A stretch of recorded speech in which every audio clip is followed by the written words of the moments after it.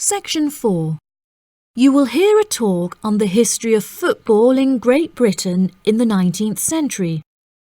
First, you have some time to look at questions 31 to 40.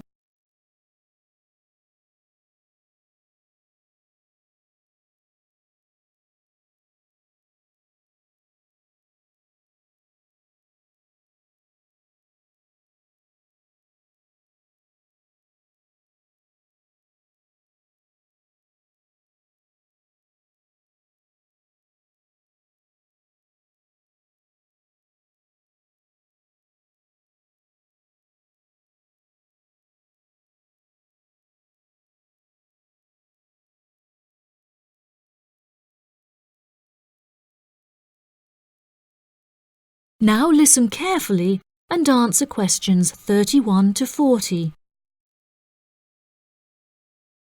Great Britain is often hailed as the home of football, with talented players travelling from far and wide to play for teams in the English Premier League, one of the most popular football leagues on the planet. Today we are going to take a look back to the 19th century Great Britain, in an attempt to trace the evolution of the beautiful game, as it is now known. Prior to the 19th century, the game featured a wide variety of local and regional adaptations, which were later smartened up and made more uniform to create our modern-day sports of association football, rugby football, and Ireland's Gaelic football. Even up to the mid-19th century, Shrovetide football, or mob football, was still widely practiced. According to the rules of mob football, there were no rules. A player could legally use any means whatsoever to obtain the ball, such as kicking, punching, biting, and gouging, with the only exceptions being murder and manslaughter. These games may be regarded as the ancestors of modern codes of football, and by comparison with later models of football, they were chaotic and had few cooperation. Towards the latter end of the 19th century and moving into the early part of the 20th century, however, there appeared a newfound emphasis on moral values in football. Perhaps a more modern example of this can be seen in John Terry's suspension as England captain, following reports of his infidelity to his wife.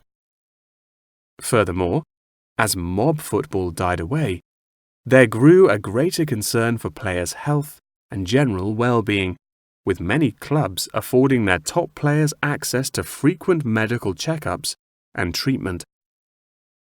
Despite the presence of Great Britain's unique state-funded National Health Service, football clubs are still seen today, providing team members with state-of-the-art healthcare facilities, with the top clubs even housing their own specialist doctors and physicians.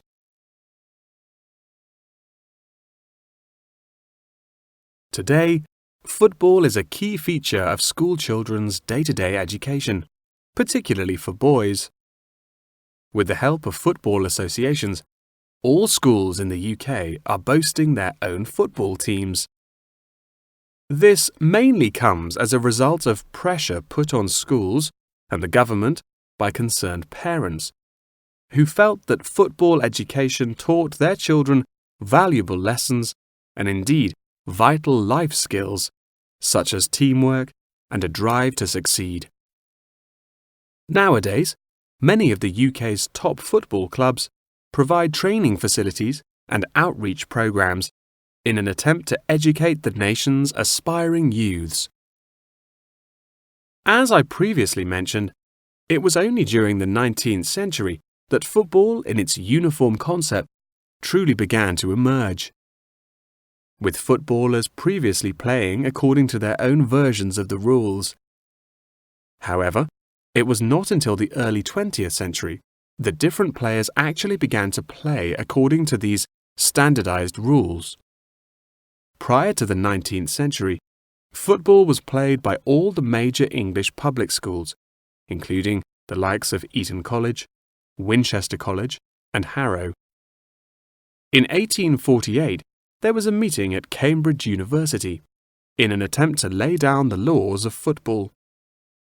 Present at the meeting were representatives of each of these major public schools, whom each brought a copy of the rules enforced by their own individual school's rules of football. The result of the meeting was what is now known as the Cambridge Rules, thereby uniting the rules from across the country into one simple document.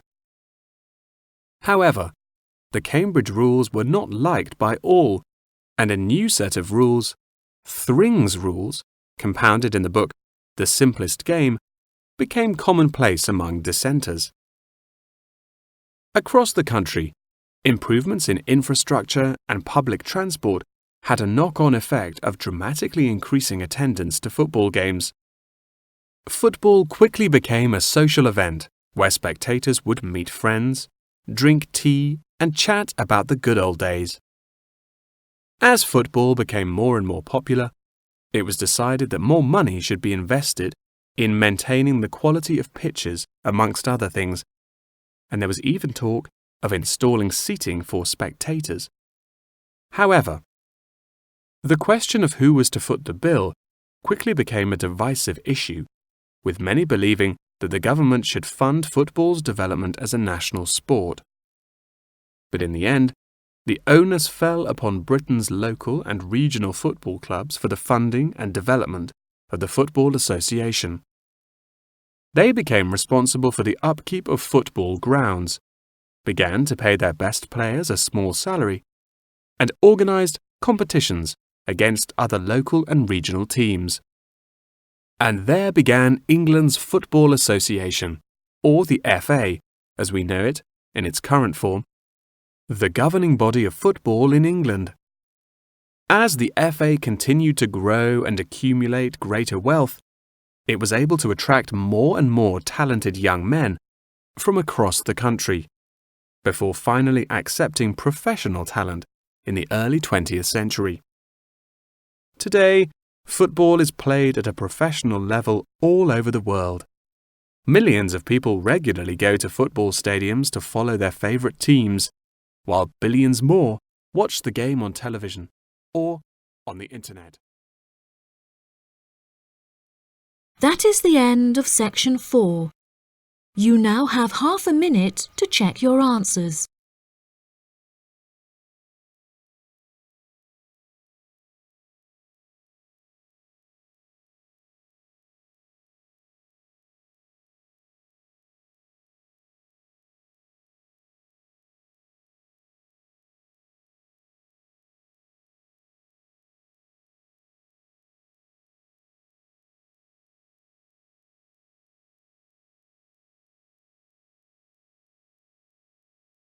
That is the end of the listening test.